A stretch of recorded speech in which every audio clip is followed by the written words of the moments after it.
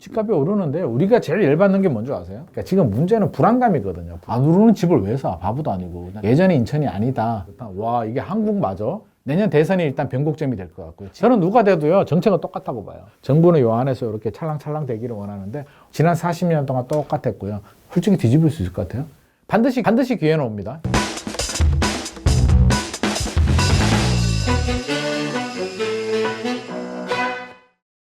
안녕하세요. 이송열 기자입니다. 2021년도 2달밖에 남지 않았는데요. 올해도 가정에서 가장 큰 고민이라고 하면 부동산이 문제가 아닐까 싶습니다. 오늘은 부동산 전문가 분을 모시고 연말 부동산 시장과 내 집 마련 전략 등에 대해 알아보도록 하겠습니다. 부동산 시장에 대해 거침없이 의견을 표출해 주시는 부동산의 독설가 김인만 부동산 연구소의 김인만 대표님 모셨습니다. 안녕하세요. 안녕하세요. 김인만입니다. 아유, 독설가라 그러니까 아주 뭐 굉장한 사람처럼 보이는데요. 그렇지는 않고요. 하지만 솔직히 뭐 꿀릴 것은 없습니다. 제가 뭐 정계 진출할 것도 아니고요. 뭐 마음대로 시원하게 가려운 곳을 긁어드리도록 하겠습니다. 네, 올해 거침없이 올랐던 집값이 최근 들어서 주춤해진 분위기가 있습니다. 특히 서울을 중심으로 거래량이 좀 줄고 일부 지역에서는 집값이 좀 떨어져서 거래되는 면도 있는 것 같습니다. 어떻게 보시나요? 최근에 변곡점 논란이 이제 굉장히 뜨거워지고 있거든요. 최근에 추석 지나고요. 분위기가 조금 달라지긴 했어요. 또 최근에 여러 가지 상황들을 보게 되면 우리 기준금리 올랐잖아요. 11월 되면 한 번 더 올릴 것 같고요. 기정사실인 것 같고요. 앞으로도 내년에 더 올리겠다라는 시그널을 주고 있어서 이거 한 번이 아니구나. 그 정도는 예상을 했는데 앞으로 더 올라간다? 뭔가 좀 내심 불안하죠. 미국의 테이퍼링 생각보다 좀 더 빨라질 것 같고요. 중국?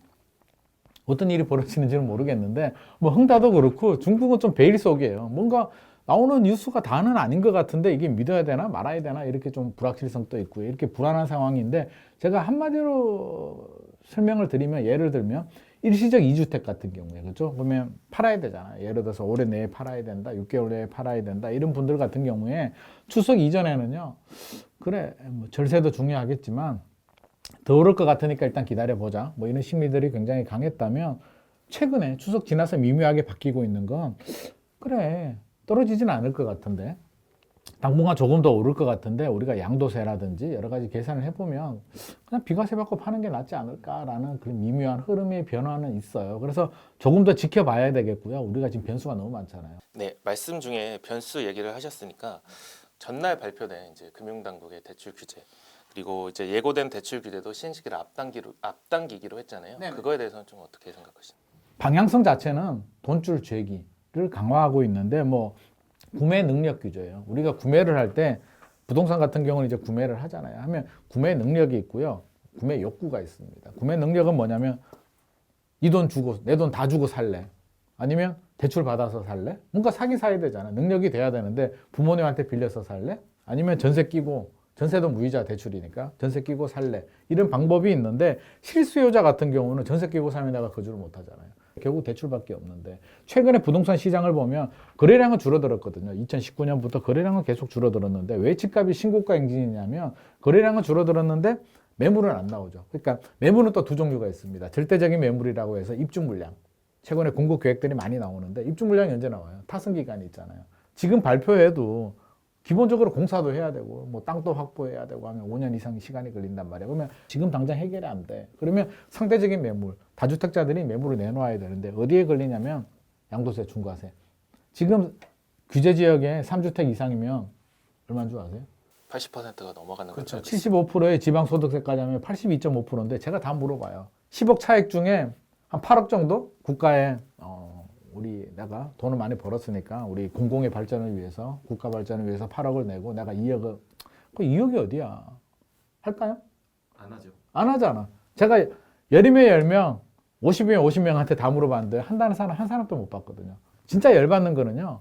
내 주변에 내 친구, 내 지인, 형제, 친척이 5억을 벌었대. 2년 전에 아파트를 사가지고 학교 다닐 때 나보다 공부도 못했는데 직장도 내가 더 좋은데 얼마나 열받겠어. 잠이 안 온단 말이야. 아, 나는 바보처럼 살았구나. 상대적인 박탈감? 우리 포모 현상이라고 하잖아요. 피어 오브 미싱 아웃. 아, 나 이거 완전 벼락거지구나. 시대 뒤떨어졌구나. 지금이라도 사야겠다. 사는데 실수요자잖아요. 뭐 그러면 내가 지금 전세 살고 있으면 전세 끼고 살 수도 있겠지만 내가 사는 집 실수요니까 대출 받아서 사야 되는데 그런 수요들이 있다 보니까 결국에는 공급은 더 줄어들고 수요가 거래가 몇 개, 1000세대 아파트에 뭐 한두 개 거래되니까 신고가인지 그 정책 이념이죠. 불로소득 환수 때문에 양도세를 강화하니까 매물이 안 나오지. 그러다 보니까 정부에서 이제 판단한 게 니들이 문제네. 연끌해가지고 니들이 안 사면 주택시장이 좀 떨어질 거 아니야 라고 해서 구매 능력을 강화하는 거죠. 그래서 구매 능력을 강화하다 보니까 실수요자들이 피해를 받을 수밖에 없고요. 이제 남은 게 구매 욕구거든요. 사기는 어려운데 사고 싶으면 미치겠어. 그래서 앞으로의 부동산 시장은 구매 욕구, 이 불안한 마음이 어떻게, 언제, 얼마나 더 안정이 되느냐에 따라서 부동산 시장, 아파트 시장의 안정세가 결정이 될 것 같습니다. 서울 집값이 워낙 오르다 보니까 경기도, 인천 이렇게 서울 외곽 지역으로 많이 나가셔서 집을 구매하는 수요도 있으신 것 같은데요. 네. 좀 어떻게 보시는 것 같아요?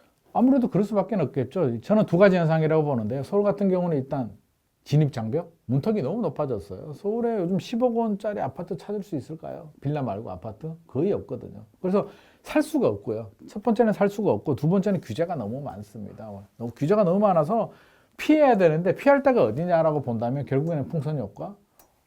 뭐야 좀 저렴하고 그나마 내가 살 수 있는 지역이 어디냐라고 눈을 돌렸을 때 상대적으로 좀 인천 같은 경우들도 인천이 인구는 굉장히 많잖아요. 그래서 오를 때가 됐다. 한 달에 한두 번 정도 갈 때마다 이제 집값이 오르더라고요. 많이 올랐죠. 서울에서 꽤 거리가 멀고 이제 이런 좀 외지에 있는데도 이제 이런 서울에서 옮겨온 수요 말고도 인천이 좀 오르는 이유가 무엇일까요? 인천은 왠지 제가 드는 느낌은 섬 같은 느낌? 서울하고 이게 직접 다니기에는 경기도 같은 경우는 이제 서울 인접 지역들도 있고 좀 외곽 지역들도 있는데 인천은 왠지 뭔가 좀 섬 같은 느낌이어서 실제로 그렇고요. 투자자들도 굉장히 실제로 거리가 그렇게 멀진 않아요. 다녀보면 부천 옆에 인천이잖아요. 그런데 심리적인 거리가 굉장히 멀게 느껴져서 상대적으로 약간 좀 소외가 됐거든요. 우리 노무현 정부 시절에도 서울 오르고요. 경기도 오르고요. 마지막에 인천이 올랐는데 이번에도 그런 패턴을 보이고 있는데 인천 같은 경우는 인구가 한 300만 정도 되죠. 그래서 배우 수요가 굉장히 많아요. 300만이면 와 우리 서울이 1000만이잖아요. 서울 3분의 1인데 집값도 3분의 1보다 더 저렴하죠. 굉장히 저렴하기 때문에 오를 때가 됐고요. 저는 그동안 좀 저평가가 된 게 아닐까. 좀 체계적인 개발이 안 됐고요. 인천에서도 개발이 많이 됐어요. 교통도 좋아졌고요. 송도, 청라, 국제도시 개발하게 되면서 인천에 대한 기존에 낙후된 이미지가 많이 개선이 되면서 저는 예전에 인천이 아니다라고 말씀드리고 싶습니다. 인천의 강남이라고 불리는 송도 좀 어떻게 보시나요? 와, 송도 가보면 어떤 느낌이 드세요? 정말 삐까번쩍하더라고요. 삐까번쩍. 저는 송도 가면 드는 생각이 야, 이 스케일이 장난이 아니다. 왜? 우리 기존에 알고 있는 신도시들 있잖아요. 뭐 분당, 일산, 판교, 광교 좀 아기자기하잖아요. 한국적인 신도시 아파트도 있고요, 상가도 있고요, 뭐 공원도 좀 있고 아기자기한데 송도 가면 가슴이 뻥 뚫리는 듯한 와 이게 한국 맞아? 뭐 무슨 외국에 어디 왔나? 뭐 이런 정도로 스케일이 굉장히 큰데 규모 자체가 굉장히 스케일이 크고요. 1,600만 평 정도 돼요. 분당의 2.5배 정도 스케일이 굉장히 크고요. 우리가 국제도시라고 해서 2003년도부터 체계적으로 개발했습니다. 포스코하고 게일 인터내셔널이 한 40조 투자해서 체계적으로 개발하다 보니까 굉장히 스케일이 크고 엄청난 신도시가 개발이 됐고 또 하나의 특징이 뭐냐면요. 그냥 주거 지역이 아니에요. 기존의 신도시들은요.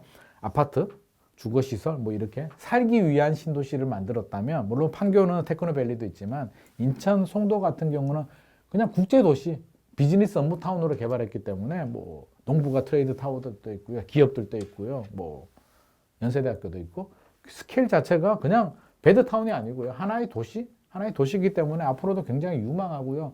우리 2000 몇 년도였나요? 2006년도, 7년도에도 굉장히 바람이 불었어요. 그러다 2010년도, 12년도 침체가 되면서 조금 꺾이긴 했었는데 새 아파트들이 계속 공급이 되고요. 저는 이제서야 송도의 가치를 좀 알아보는 것이 아닐까. 송도 아파트가 최근에 한 10억 넘었죠. 15억 정도 가나요? 그 정도 가는 것 같아요. 그래서 강남보다는 뭐 그래도 좀 비교는 아니지만 인천에서 10억 원이 넘어서 15억까지 갔다는 얘기는 뭐 상당한 상징적인 효과도 있고요. 저는 그만한 가치가 있다고 생각합니다. 송도 하면 이제 뭐 방금 국제 업무 복지구 이런 것들을 얘기를 해주셨는데 뭐 구체적인 호재가 있다면 어떤 것들이 있는지 짚어주실 수 있으신가요? 일단은 계속 성장하는 도시고요. 우리가 성장성이 굉장히 중요하거든요. 성장을 하고요. 인구도 계속 유입이 되면서 인구가 늘어나고 있고요. 그러니까 수요가 늘어난다는 얘기고요. 비즈니스 단지가 있다는 얘기는 뭐나요?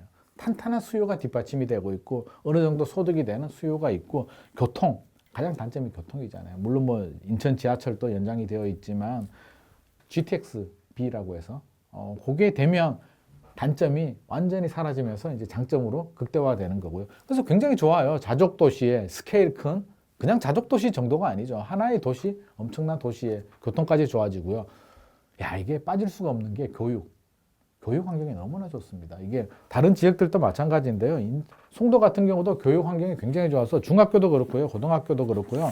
교육 환경이 굉장히 좋은데 제가 조사를 좀 해왔는데 송도에 인천에 상위 4개 중학교, 요즘 중학교가 중요하잖아요. 중학교가 좋아야 고등학교로 가니까 4개 중에 3개가 송도에 몰려 있어요. 해송중학교, 신정중학교, 신송중학교가 그냥 송도 인천에서 탑 3에 들어가고요. 나머지 하나가 이제 정각중학교가 남동구에 있는데 그 정도로 교육 환경이 좋고요. 고등학교도 굉장히 좋고요. 뭐 최두희 국제학교도 있고.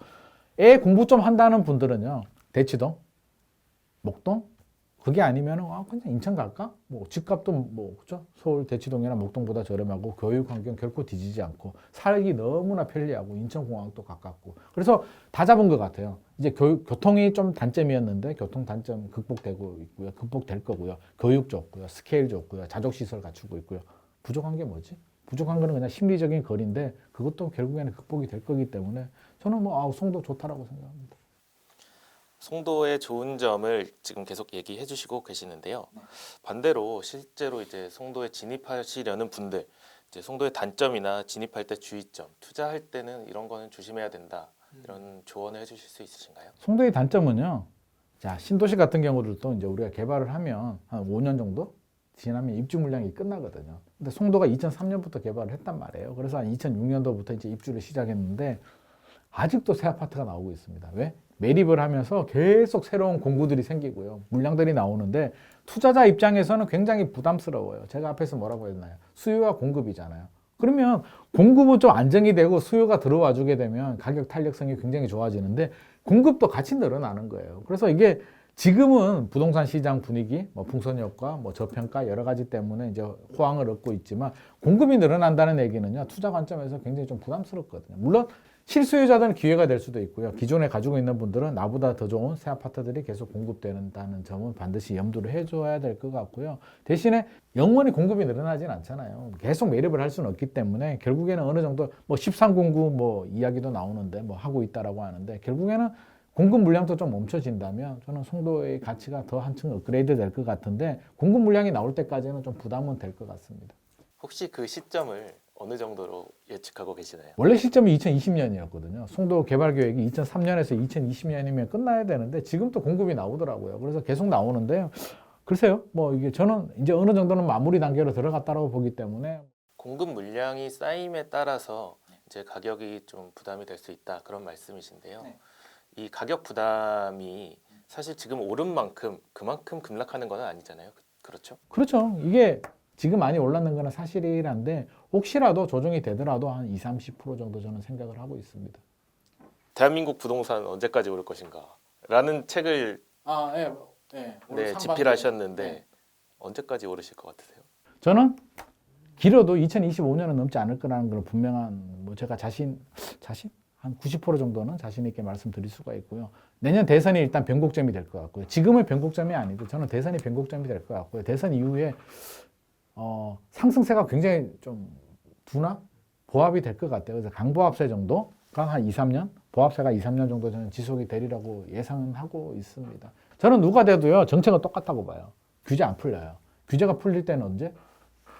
규제의 메커니즘 똑같아요. 상한선, 하한선이 있으면 정부는 요 안에서 이렇게 찰랑찰랑 되기를 원하는데 오버슈팅이 되면 기준선을 넘어서 오버슈팅이 되면 규제를 하고요. 내려가서 언더슈팅이 되면 규제를 푸는데 그 메커니즘은요. 지난 40년 동안 똑같았고요. 저는 문재인 정부는 다르게 할 줄 알았는데 똑같았습니다. 그러면 다음 대통령은 다를까? 똑같습니다. 왜? 국토부가 똑같기 때문에.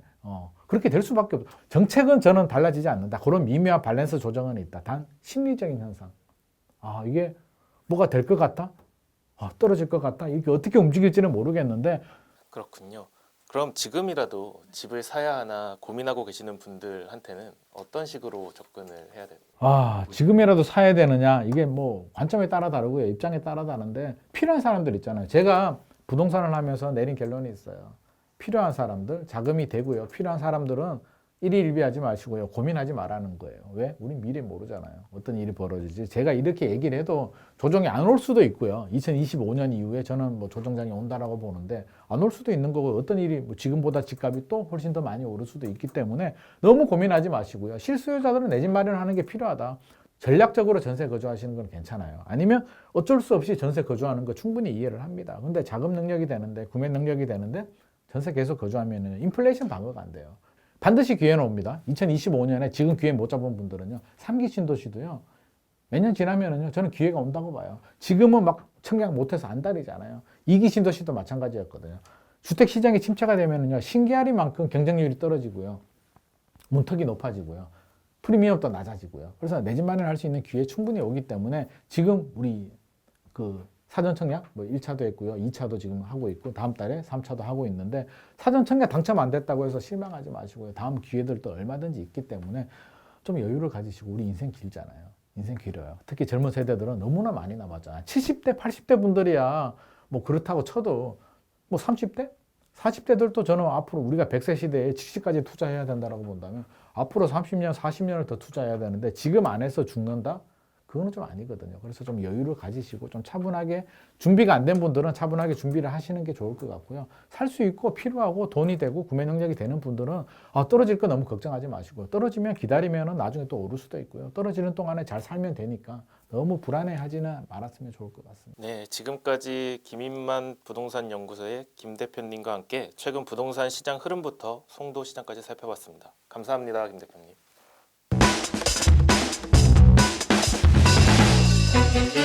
Thank you.